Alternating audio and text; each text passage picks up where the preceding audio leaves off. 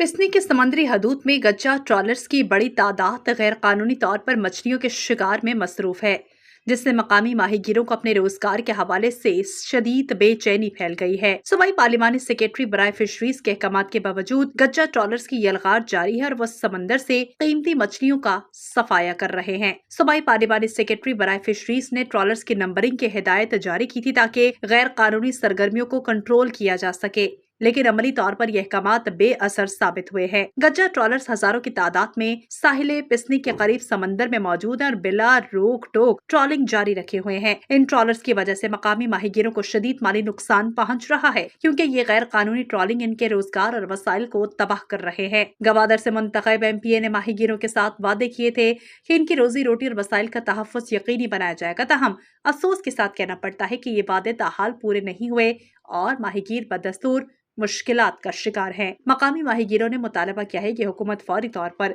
गैर कानूनी ट्रॉलिंग के खिलाफ कार्रवाई करे और इनके हक रोजगार के तहफ़्फ़ुज़ को यकीनी बनाया जाए। नेशनल पार्टी के फिशरीज सेक्रेटरी आदम कादिर बख्श ने भी सूरत हाल पर शदीद तनकीद की है। उन्होंने कहा है कि गैर कानूनी ट्रॉलिंग समुद्री वसाइल को बेदर्दी से लूटने के मुतरादिफ है और हुकूमत को इस मामले में संजीदा इकदाम उठाने की जरूरत है। उन्होंने मजीद कहा कि गज्जा ट्रॉलर्स की तादाद में इजाफा समुद्री हयात और माहीगीरों दोनों के लिए खतरनाक साबित हो रहा है। आदम कादिर बख्श ने हुकूमत से मुतालबा किया है कि फौरी तौर पर समुद्री हदूद की निगरानी को मजबूत बनाया जाए और गज्जा ट्रॉलर्स के खिलाफ सख्त कार्रवाई की जाए ताकि मकामी माहीगीरों की मुश्किलात का अजाला हो सके।